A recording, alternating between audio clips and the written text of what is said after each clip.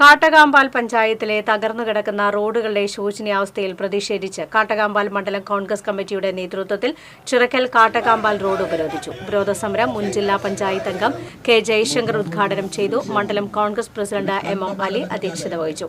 Youth Congress നിയോജക മണ്ഡലം president Mahesh Thippilassery, Congress നേതാക്കളായ എം അബ്ദുൾ റഷീദ്, NM റഫീഖ്, സോണി സക്കറിയ എന്നിവർ സംസാരിച്ചു.